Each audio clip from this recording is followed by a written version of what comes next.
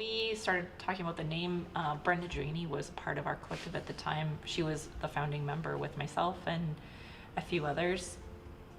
And Brenda had thrown out this one name at one point, and we quickly redacted it. It didn't feel right, and it seemed like the group was eager to name itself.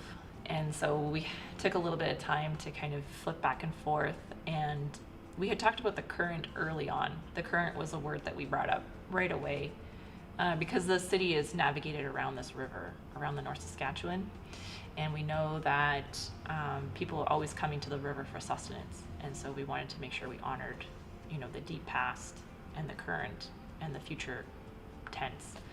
So when we talked about the current, we looked into what the Cree version would be of that, what the Cree word would mean for the current. And what was beautiful about the language, what was beautiful about the words that we identified was that it was making it more animate, because that's how Cree language works. Things are animate or inanimate.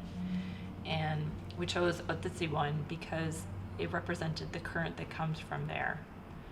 And it meant that there was sort of this moving dialogue. And we wanted that to be a part of our core value, was that we're not a static item.